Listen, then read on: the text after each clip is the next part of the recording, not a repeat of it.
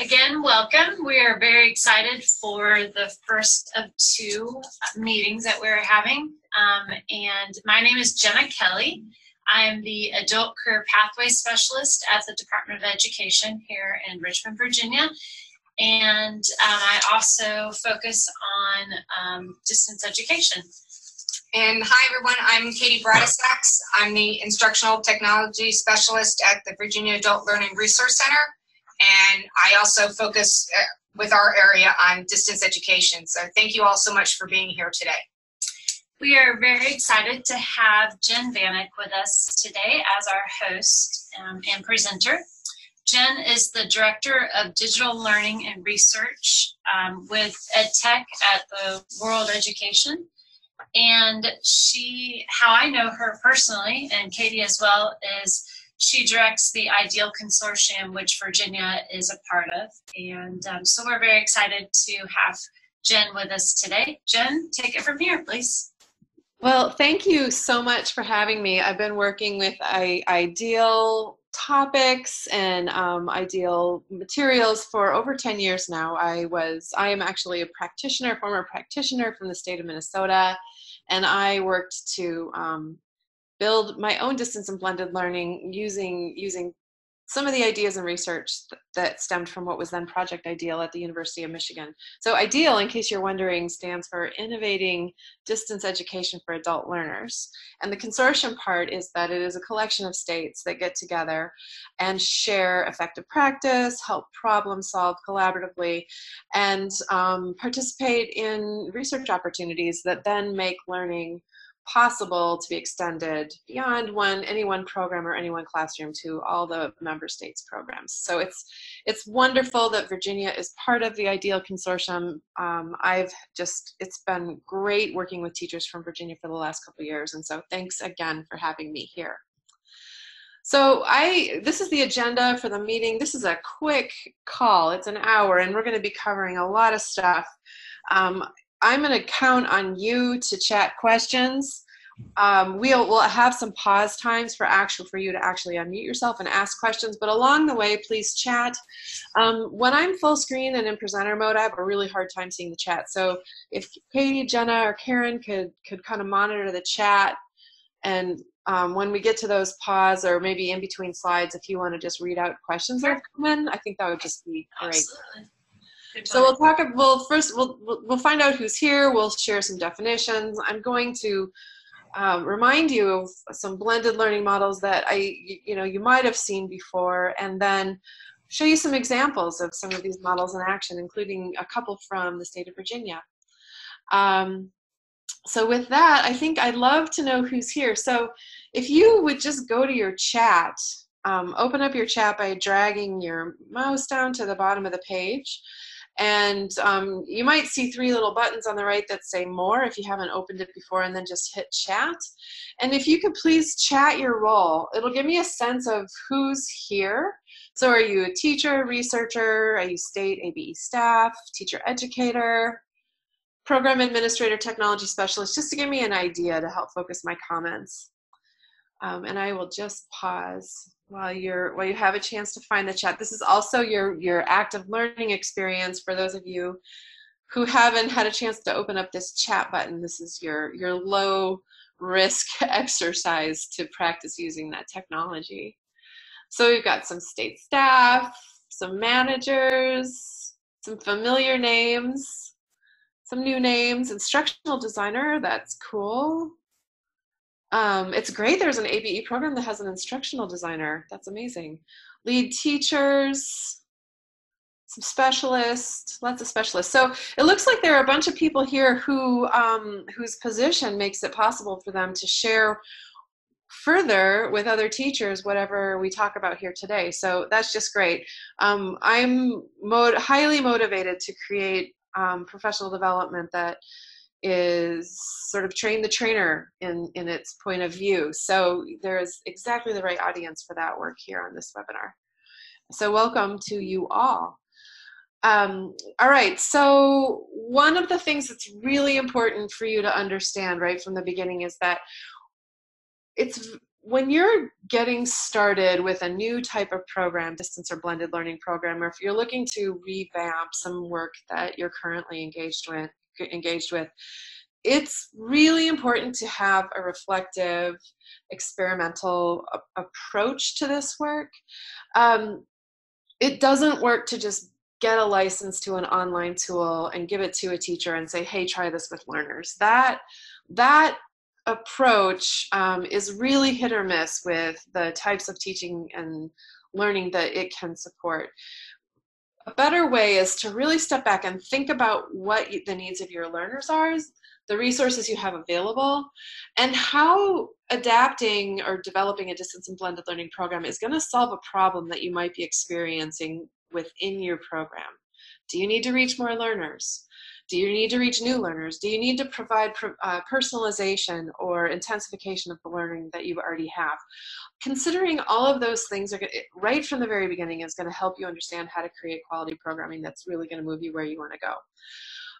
Make sure you know your state policy, because everything that you do has to align with that policy, and really pay attention to the technologies available to you, the resources available to you, and you know how you're going to bring those to the teachers that are going to be implementing programs. And then start small. Choose a very targeted group of learners, maybe one teacher, maybe one core curriculum. Start very small. Try out blended or distance learning within that subgroup. Learn by that implementation, that very small scale implementation. Start gathering the resources that you need to support that information. And then as you're feeling comfortable with that, as you're seeing some success, as you're building your expertise, then branch out into a bigger picture and expand your pilot. Often in the past, it's been my experience that when programs say that distance and blending doesn't work for them, it's often because they haven't had this sort of experimental reflective process, starting small, scaling up gradually, and so they were just sort of setting themselves up to fail. So it's not maybe distance that failed, but the fact that the approach was maybe a little bit too lofty, and so they had no choice of succeeding. So please hold that as like the lens for all of this. I am not suggesting that everything we're going to talk about is something you should try tomorrow. I want you to think about these considerations and then think about a couple of these ideas that you think are doable and you can bring into your practice. Want to just remind you that the work that we're doing today is framed within the NRS Guidelines in the distance learning policy there, and that your state policy aligns with this federal definition of distance learning. So whether or not you're thinking about distance or blended learning, chances are when people are entering data on an NRS table, they're aligned, they're going to be following the guidance in this NRS document. So it's really important that whatever you do has this policy as a foundation of your work. So within this document, you'll see the definition here. 3 key things: that it's distance ed is a formal learning activity where learners and instructors are separated by geography, time, or both for the majority of the instructional period. So that's distance. It doesn't mean you never see your learners. It just means maybe you do an orientation and a really solid onboarding, and then you check in with them periodically, either in person or by email, by telephone, through the actual online technology. You're having touch points and check-ins for support, but that most of the instruction is happening online. That's a model the project ideal work from the past rests on, and even programs that are doing blended learning might consider the online portion of their blended as a component or a way to deliver distance ed to their students. Another model that we're going to touch on are models a series of models that combine use of an online modality with an in-person, in-class modality. The next few slides rest on research that was done by a researcher named Robert Murphy and his colleagues who were, at the time, they were at SIR International. And this is truly like the most recent large-scale study of use of online products. That's how they framed it, use of online products in adult basic education programs. The study encompassed hundreds of learners over a year, many classrooms, and what the researchers did was just to observe how these tools were being used. And they came up with models of use based on what they saw. So these are important to pay attention to, because when we start thinking about teachers' use of technology in the classroom, and we're trying to sort out, what's distance learning and what's blended learning, what kind of comes in between, I think that these are useful frames of reference for you to help thinking about your teaching and learning. So they noticed supplemental learning. That's where a teacher has a regular cohort classroom and then notices that maybe learners are having desiring more learning in a particular area. So would say something like, hey, if you're interested in more math, go to Khan Academy, or hey, you want more ESL support, go to USA Learns. It's not required, and the teachers don't integrate that into their classroom planning, but it is a way to offer more learning experiences that might be considered, as Murphy considered them, extracurricular, that can help learners with support. It can lead learners into self-directed learning. So that is supplemental learning. Programs typically don't monitor this at all. It could just be considered as an add-on. The next model that Murphy has noticed, they called hybrid learning. And that's a model where there is this online component and the face-to-face component. And the teacher is present in the classroom and might assign a product, an online product, as a core instructional activity. And the teacher does check in on that product and does monitor learner use of that product, supports the learners within the product, but doesn't take what they know, doesn't integrate the progress online into modifying the classroom instruction. So they're sort of seen as two separate modalities of learning. The teacher's watching both, the teacher cares about both, but they don't impact each other. So for example, let's use the math example again. Let's say a teacher, it's an adult ESL class. The teacher has been charged with building numeracy or building math skills within this setting. The teacher might continue to teach ESL in the classroom, English language in the classroom, but then have a separate online course devoted to math, and then they do all the math online. So the math doesn't necessarily make it into the classroom, it might stay separate. So that is hybrid. That's what Murphy et al. Considered hybrid learning. The final, and I would argue the gold standard here, is blended learning. Murphy, and I do believe, I love this definition of blended learning, and I love this conceptualization of the differentiation between blended and hybrid, and that teachers view both the online part and the in-person part as one integrated learning opportunity. So whatever happens online is monitored by the teacher and might impact what happens in the classroom, and vice versa. This blended learning can happen with this mindset of,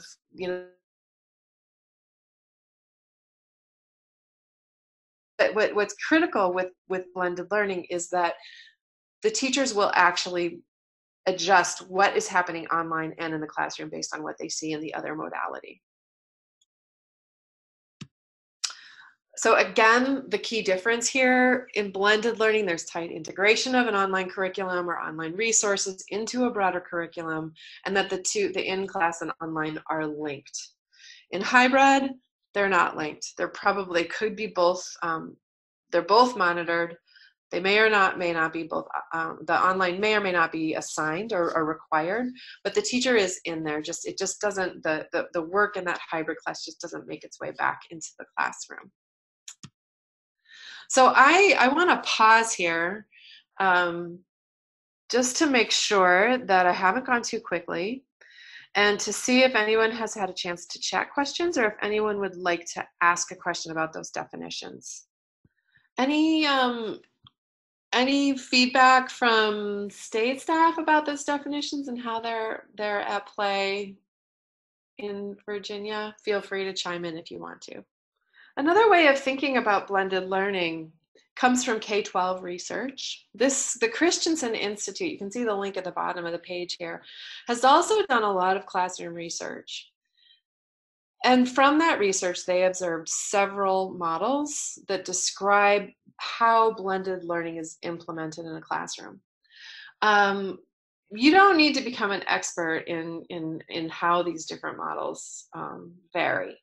But what I think is important is just for you to understand that blended learning is not a monolithic construct. I mean, it doesn't look the same in every classroom.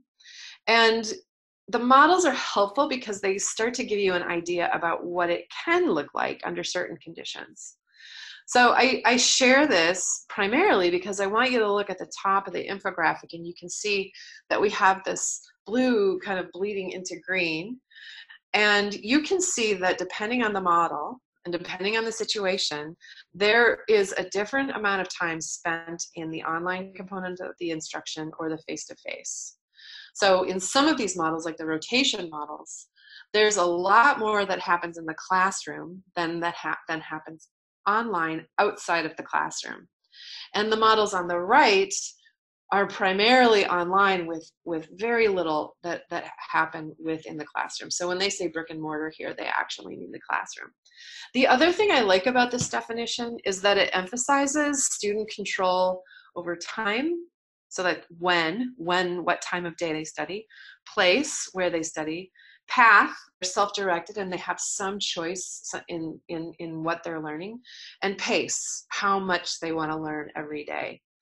And I think that this is the power of blended learning. This is the power of adding online learning into your classroom, because you can support intensity and personalization by using online technologies. So the different models support different methods for doing that. So let me just give you a bigger picture here, or actually we're honing in, we're zooming in a little bit on the different rotation models. In station rotation, an entire classroom moves through different stations within a class, maybe on a fixed schedule, and at least one of those is online learning. So this is students moving from group to group as small cohorts in a classroom. A lab rotation is just like that, but that online learning section is in another room. It's like in a computer lab. Flipped model, you've probably heard of. What happens at home is maybe viewing PowerPoint slides, watching videos, doing some direct instruction on topics. And then in class, there's guided practice, group work, discussion work, stuff that builds or extends on the more direct instructional activities that happen online before the student comes into the classroom. Individual rotation is just like station rotation, but it's students moving individually around the different stations. And students have control, right? So if they don't have to go to the station where they're building digital literacy skills that day, they just don't. They have a lot of control over what's going on. So I'd like to kind of map out what station rotation looks like, because I've seen this work in adult ESL classrooms. And I have actually added this. So these icons in this graphic come from a website that I'm about to share with you. And you can see on the right that we've got mock-ups of different things that could happen in different stations. So one group would be teacher-led direct instruction on a topic. A second group would be students working online independently. And a third would be group work or collaborative work. Students working maybe with the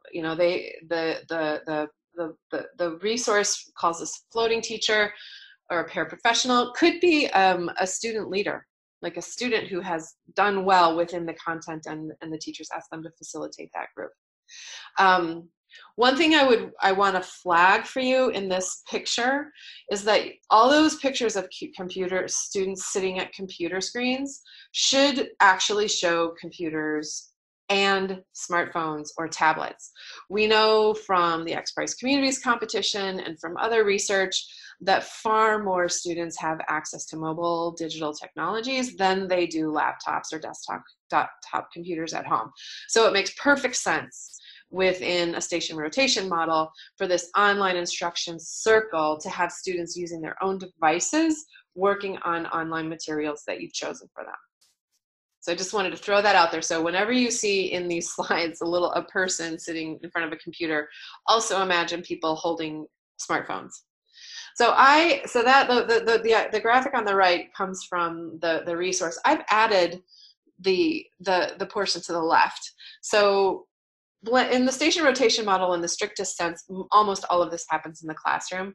I really believe that in adult basic education today, if you do not have opportunities for students to work independently online, at home, at the library, outside of the building, and then they can come back the next day and like resolve questions that they might have had. If you don't set up that possibility, it's going to be much harder for students to gain comfort using technologies outside of the school. So I think in a perfect station rotation model for an adult basic ed classroom, you would have what happens on the right plus the addition of assigned online work that happens at home. And the students can come back the next day, say, hey, I had trouble, the navigation didn't work, blah, blah, blah. You can troubleshoot that, and then they're prepared if they have to stop out and they need to be distance learners for a little while. They have the skills and the comfort to do that. So I want to give you a concrete example.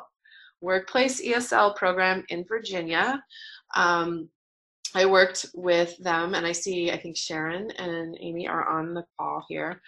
This is a teacher that you might know, Kelsey. And Kelsey did station rotation in her workplace ESL class. And this is what it looked like. So this is on a given day. This is what it might have looked like. I've talked with Kelsey about this example. So that teacher-led component could be workplace vocabulary lesson. The online instruction, going the wrong way. The online instruction could be learners doing self-study on USA Learns. I believe she also did Khan Academy for the higher level students. And then the small group work could be pair work on a new workplace technology. Say, the workplace was using a new app to track something administrative, or it was a manufacturing plant, so maybe production statistics. Then students could have class time to work on that technology together. So this is an example of what station rotation might look like in a workplace ESL class in Virginia. I actually want to pause here I know I don't have the pause for questions slide here, but I feel like there's been a lot thrown out. So can we just step back and see what questions you might have about this? I would even love to hear how feasible you think this would be for you and where you might even begin, what questions you might have about doing it. So feel free to chat or unmute yourself. Jen, I'm not sure, are we getting any chats? No, not as of now. Amy, Judd, we'd love to hear from your group. Since you all did Ideal 101, it'd be great to hear from your group about incorporating station rotation.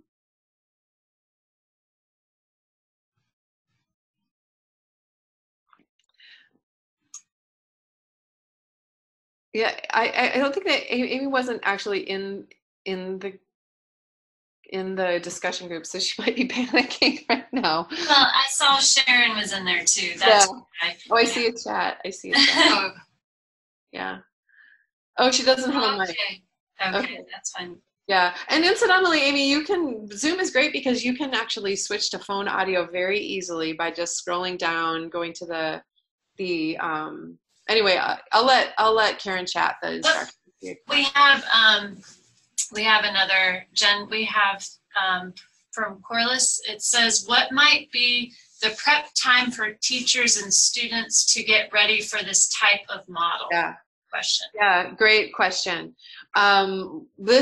when I talk about implementing a blended learning program like this, I talk about how it's a programmatic shift as much as a instructional shift.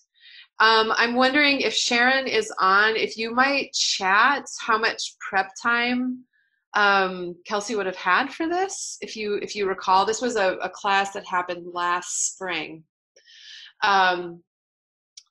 So I think that I'm just going to speak frankly. I think that in the early days of work like this, it probably requires more prep time until teachers are used to this thinking about themselves as facilitators of learning rather than providing the teacher-centered direct instruction that happens sometimes in classroom. Even when you're a teacher that does a lot of interactive activities, you're still kind of controlling everything. But when you make a shift, a lot of the work is in previewing the materials that you're assigning and helping sort of monitoring learner comfort and progress through them. So it's the type of preparation is different. So yes, a little bit more, especially initially, but it's a different kind of preparation. Any other questions? Didn't hear from, oh, here we go. Amy and Sharon, I'm sure, said, Ideal of 101 was a great experience for us. We provided a lot of prep time for this first experience. It is helpful that we were already very familiar with USA Learns, Standout, and Khan Academy. Right. So they knew their content. That's actually one of the things I'll be getting to in the next webinar, is talking about how the instruction happens, and familiarity, deep familiarity with the tool is one of the things that we'll talk about. Okay, so let me move on to I'm just going to mention some of these other models. So again, these are the three models that have more online than in class. And in fact, the online part is sort of the backbone or the core of the instruction. In the flex model, students might be working as a cohort through both online and in class, but it's mostly at the online part. And students might be actually, and it's flex because students might actually be working on different things. They're in a cohort, but they might be working on different things, mostly online with in-person check-ins. In the a la carte, actually the a la carte reminds me of what we used to do. I used to work at St. Paul Adult Basic Ed, and we would have classroom options for learners, but let's say a learner needed to also add like a math class or a science class, then we would give them an online course for that if they couldn't come to the in-person class. So they were sort of dual enrolled distance and face-to-face learners. That would be a la carte. And the virtual enriched would be more cohort structured than the flex, but a lot like it, where most of the stuff happens online. Let's say 4 days a week the learners work online, but they come in for a couple hours a week as a cohort to work together in class. So just, again, point of reference, what you're doing might involve a mix of many of these things, but it's important to understand that there are different ways to think about this. So I want to just dive into the flex model just a little bit because it resembles work that I see happening in many states through the English Now learning circles in Virginia. Now, I want to tell you that nobody from Peer-to-Peer University who came up with the idea of learning circles, and not even my colleagues at World Ed who started English Now, thought, ooh, let's do a flex model and call it English Now. That is not the way this happened. There is a thing called learning circles. There is a project called English Now, and and your colleague Marianne from I think Northern Virginia participated in this. But what I recognize within the learning circles is that it could be conceptualized as a flex model in a blended learning scenario. So I'm just going to simplify. So what you notice on the page here is there are multiple ways for learners to engage in learning within a flex system, and learners can make choices. They can go to any of these spaces. Now, this is really popular in a K12 setting where you have like an open school situation and learners have opportunities for self-directed learning. I'm going to simplify this to make it more relevant, I think, for the adult learning world. So I'm just going to narrow this down a little bit and say, okay, so in the middle of the room, we have study and collaborative space, where in the parlance of English now, the learning circle actually happens. That is peer-to-peer learning, where in the middle, where peer-to-peer learning, oops, I keep going the wrong way. Peer-to-peer learning online. It's my understanding that Marianne has been doing in their program. This is conceived as a sort of conversation-based digital literacy opportunity, and that in that peer-to-peer learning area, they might be working on CellEd. Okay, so CellEd is a mobile technology. It's an online app. It's either an app, an online app, or you can do it on a computer, you can do it on a flip phone, but it's a way to study English. And then there's also this digital literacy component, which I'm imagining could happen with like either independent computer skill learning, like in the circle up on the right, or up on the left, you see some sort of teacher-led intervention, where maybe something like Google Maps, or how to do voice memos, or how to do text messaging and email, learners might get extra support there. So the idea, though, is that it's not necessarily teacher assigned in the flex model, and that may or may not be true in the Virginia Learning Circles. I won't speak to that, but in the true flex model, learners have a lot of autonomy about which of these places they would be learning. Okay, so I'm going to pause again. I would first and foremost love to hear if I mischaracter, and if you're like, oh no, that's not the way learning circles work at all in Virginia. If you'd like to contribute or provide more development to my interpretation of it, I would love to hear that. And also, again, you know, what's your impression about this sort of like open learning space and flexible use of technology in a classroom within the context where you work? Well, just so while you're thinking, I'll just share that this resembles a learning environment where I did some research on digital literacy a couple of years ago, and it was a AmeriCorps supported community-based education digital literacy class. And at the beginning of the 18 months when I was working with the AmeriCorps program, the teacher was doing all like intervention at the top, just that was the only thing in the classroom. And over the course of 18 months, we gradually introduced these different spaces and different like activities within different spaces for learning, which pulled the teacher away from this sort of master in front and controlling the learning to putting more of the teacher in the teacher in the role of a facilitator role. And it was very edifying for the instructor to not have to keep track of every single person every single minute, and to really trust the learners and the peer mentors that worked in the group to support everybody else's learning. That's actually one of the other things I remember hearing about Marianne's learning circle work, is that she actually trains some of the students to be peer facilitators. She'll model facilitation, and then the students will actually take turns themselves doing this facilitation. So you're really taking pressure off of yourself as a teacher to control everything. And through that, then, learners can have self-directed learning through use of technology, with you there as support if you need to give it. All right, anything to add? Question, contest? I see a couple chats here.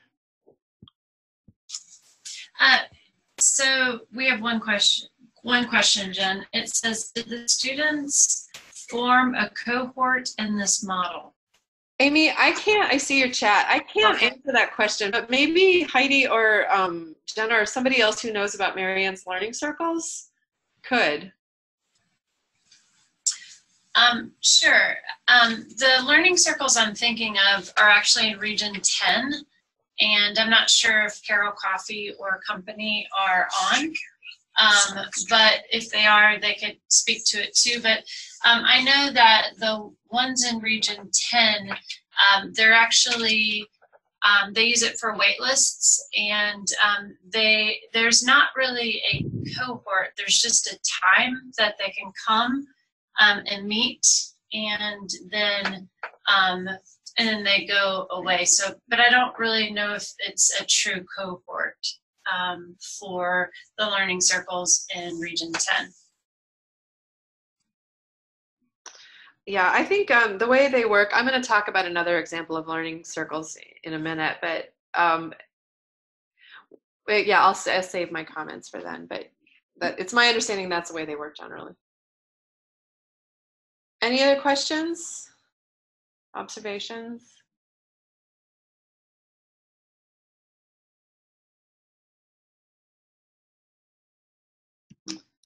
Okay, so I'm pointing you to, I'm not going to show you a video on a webinar. I think that is not a great use of anyone's time. But I am sharing a link to a website that has many useful videos on the different Clayton Christensen blended learning models.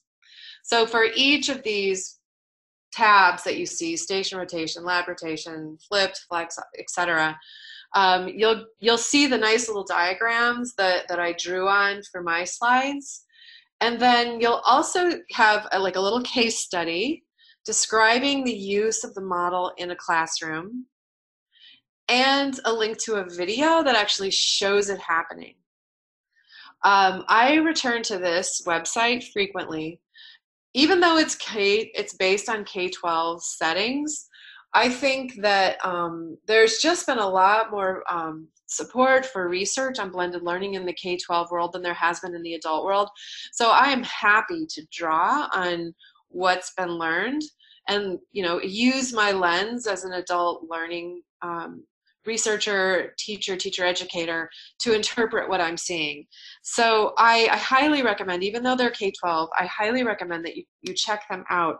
And the videos are short, and there are many of them, and you can pick and choose. You could create a small little study circle or professional learning community within your organization. Watch them together, discuss them, think about what they might look like in your setting if you tried to take it on.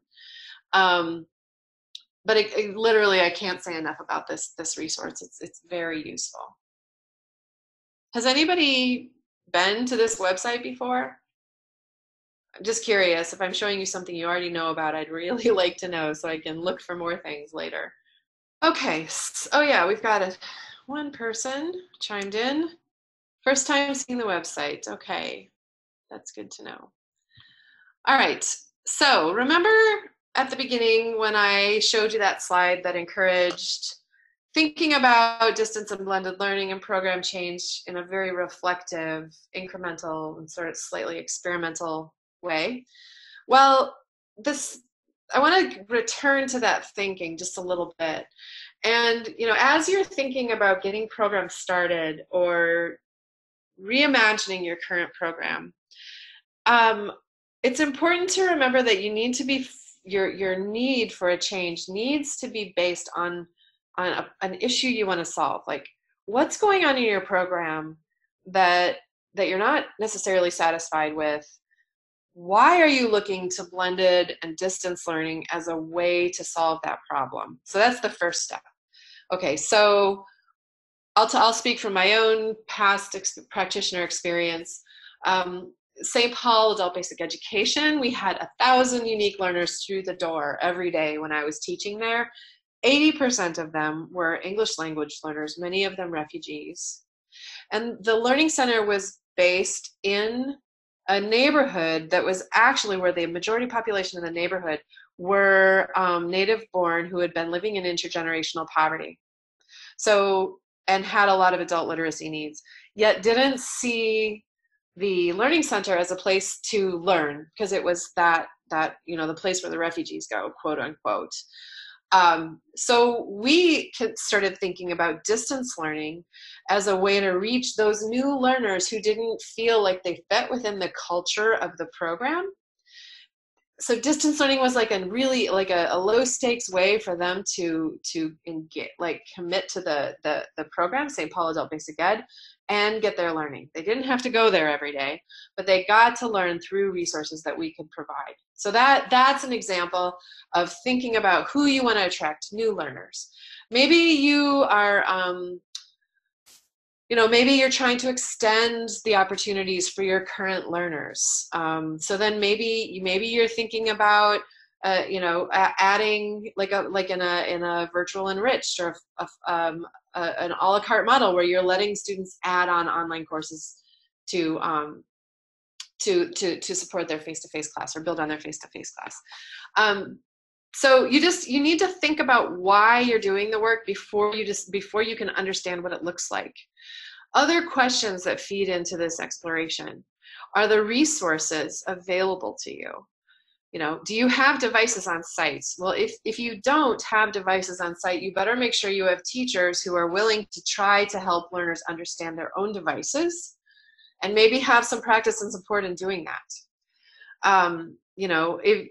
Do you have a physical space that could accommodate something like a learning circle that's flexible and lets learners kind of have time to talk and really support each other?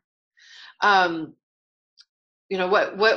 can your teachers do? Are your teachers willing to learn how to facilitate learning in new ways? Deepening their knowledge of particular online curricula, getting online and trying to find open educational resources, those free digital resources that you can find online and bring into your classroom. And then, so what support do teachers have then to fill that role as a learning facilitator? And, what type of team do you need? Like, how big is this effort? How many different classrooms are you going to try to get this going in eventually? And who needs to be involved? Is it a program manager, a technology specialist, an instructional designer, a teacher? Who needs to be involved in helping the effort from the very beginning? And then the key question then is, what do you want your students to be able to control? Do you want them? And then that will determine the amount of technology maybe that you're mandating in the classroom or outside of the classroom. Maybe you don't care that students are making choices to learn things that are not connected to what's going on in the classroom. So, or maybe that's not important to you. So having an answer both to like, who do you want to serve? What problem do you want your program to solve? And then questions like these will help you make good choices about the subsets that you might start piloting with an initial exploration around a model and what that model will look like. But notice this is thoughtful and reflective. It's not just get a licensed product and give students some URLs. So I'm going to pause because I noticed the chats have popped up. Linda says, I'm just going to cruise through these. The models are interesting and could deliver high quality. I think the challenges from practice in community and school locations. Yeah, limited access to computers is a huge problem. Very huge problem. So that would mean you would probably want to choose a program or structure your program around use of devices that your students have. Like 97% of adults in the US have access to a mobile device, all but 15% of those are smartphones. And I know that our student population are among the group of adults that don't have that phone and probably don't have healthy data plans. But if you can get a student with their smartphone in a space with open Wi-Fi, you can use that device for learning. And very limited space. I hear you. Yeah. So maybe some of Linda's question is around programmatic negotiation too within the leadership of a district. Can we have 2 classrooms? Why can't we use the computers? I mean, there are some issues that students or teachers can't solve that might need to get pushed up. Oh yeah, and Karen reminds us that there's a great article on the learning circles. Yes, I remember that article. That's fantastic, Karen. Thank you for sharing the link. Okay, so I want to just push on to a few more examples. We've got about 15 more minutes. if you don't have space, as in, as the chat just suggested, this is a really nicely timed chat because there is an ABE coordinator and regional coordinator in Michigan named Christy Nelson, who had this, actually her issue was, yes, she lacks space, but Northwest Michigan is very rural. And, excuse me one sec. Northwest Michigan is really rural, and students were having a really hard time affording the gas they needed to get there. So what she noticed was that there were a lot more American job centers, the workforce centers, what we used to call one-stops in that region, than there were adult basic ed sites. So she collaborated with the leaders of the WIB, the Workforce Investment Board, in the area, and worked out an agreement where she could run blended learning from the resource rooms at the American job centers. Not only that, she was able to build a program using both funds, like the federal funds that support ABE, the Title II funds, and the Title I program funds, to build an integrated online portal that had access to online content in all the areas that you see listed here. So she took her challenge and she thought about how she could bring blended learning to reach more learners with this new partner in a place that was easier for learners to get to, and also had the added advantage then of getting them co-locating the program in a place where then they could get support from job counselors directly. So this is a great example of thinking really creatively, using both blended learning and new partnerships to be able to reach new learners who hadn't been able to get to her before. Another example I want to share with you is another English Now example. The Rhode Island Family Literacy Initiative, that is a program that was one of the early pilot users of the English Now Learning Circles. And in this program at the Providence Public Library, there were learning circles on different topics. So this is a picture that you see of learners who were there for the Citizenship Learning Circle. These were students who could not get into the citizenship class, but were given a specific 90 minutes once a week to come together and to work through content online and provide peer-to-peer support as they were waiting for their space in the actual citizenship class. What's interesting, even though some of these learners had, they were given first dibs in getting into a new class after the waiting list opened up, some of them chose to stay in the learning circles because they preferred the peer-to-peer learning after getting really used to it. So I'm not sure what model I would throw in this, but definitely flexible in that students were self-directed. They could make choices about what they were doing, and they actually preferred to work together as peers in this group. So we have 10 minutes left, and these are questions that my hosts from Virginia shared with me. They're wondering, and I'm wondering, how you would respond to these prompts. Moving forward with your work in Virginia and understanding that more opportunities for blended and distance learning for students across Virginia is a goal. How are you going to get involved in that?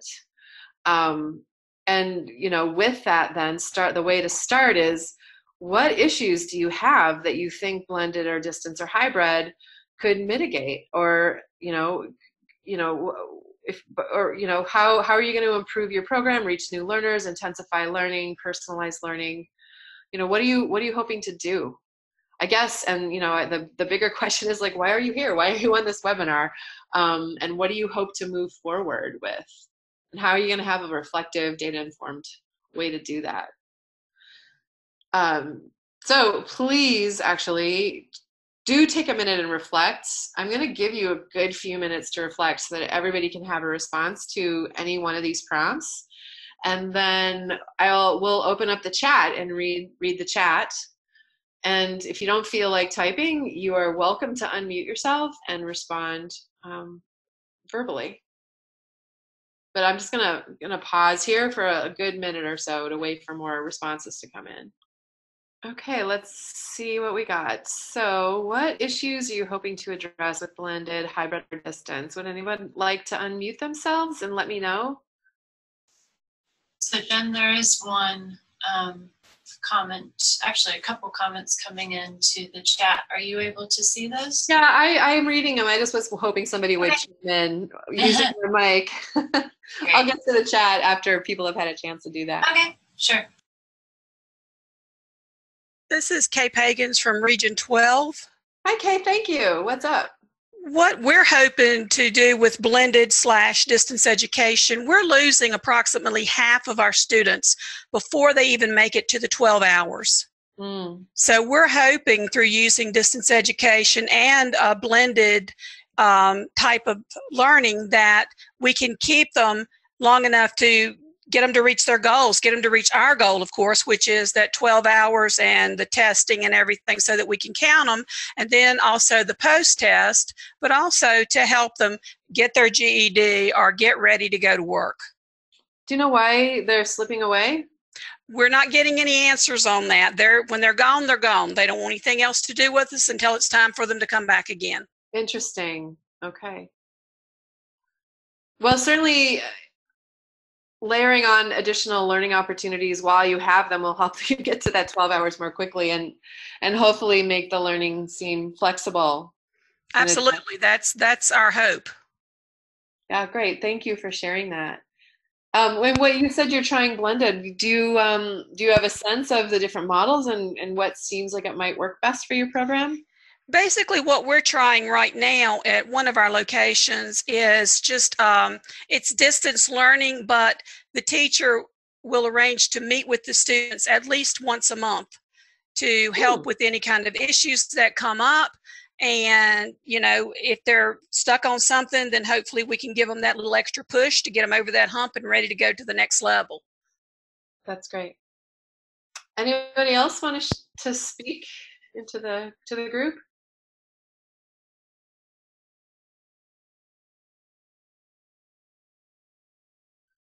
Okay, so let's turn to the chat. Michelle warns us that we need to attend to different levels of technology skills. That is so true. And often having students help each other is a really great way to do that. That reminds me of an example from the XPRIZE Communities competition. One of the practitioners whose work surfaced to the top as being really exemplar decided to do orientations to smartphones by having students with the same phone sit together. And they had like little learning circles on using the app, but they all had the same device. So then they were able to help each other with through tech problems. Yeah. And Michelle also says that even though they're in an urban area, they're going to try distance. And I think that's just great. It's such a great model for students who work and can't take more than a class or so. So offers options for them. Let's see. Virginia Beach has waiting lists. That's great. I hope. And there's a lot more information about learning circles on the EdTech Center website. So if you go to edtech.worlded.org, you can find information on the learning circles in our blog there. Maybe if Jenn is sharing out the recording, I can get a link to her so she can include that too. Yeah, Amy, transportation is an issue that distance learning is definitely useful to help mitigate. And addressing retention of the learner, providing more independent learning. That's great. Okay, going straight to the blended learning site to get started. Awesome, Marianne. I'm glad that you found that resource useful. Any other questions or comments, responses?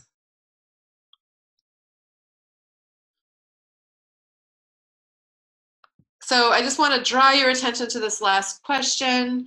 as you're thinking through these things, make sure you're monitoring who's sticking with you, what classes they're in, what their progress is, and use what you know from the different data sources that you have access to help shape your instruction too. You know, we don't have to do randomized control studies within your programs to understand, to think that we're doing data, right? You can just look at enrollment, look at numbers. Like maybe there's one teacher that's doing a supporting distance that not only meets with their learners once a month, but also emails every week. Okay, and so if that teacher is monitoring the number of times they're touching a student, you know, with email, phone call, whatever, that's data, and that can help you with program development and improvement more broadly. Okay, then, so finally, if you want to read more about this stuff, please check out the Ideal Distance Education and Blended Learning Handbook. You can find that on the website. So Jenna, we can add that to the list of links that we send out to people. I also wrote a synopsis of the chapters that include information that I covered here today in this Tech Tips blog post. So maybe we can share this with folks too. So if you want to reread, reimagine, sort of think through this, you can definitely read the handbook and the blog post. I'm just going to check chats one last time to see if there are questions. Great. Yes, I think you're going to get the slides in the recording. I'm fine sharing the slides. And then know that the next webinar is November 7th, which I believe is a new date and time. Yes, Jen, it is. And we will also, when we send you the link to this archived webinar, we will also remind you. But yes, please mark your calendars for the new date, same time, but new date of November 7th. Which is a week earlier than it was previously scheduled. That's great. Well, thank you for your flexibility and the change of the date. Thank you so much for your engagement in the conversation today. And I'm happy to follow up. My email address will also, we can send that in the information too. And good luck. See you in a month or a couple of weeks. Thank you, everyone. Thanks, everyone.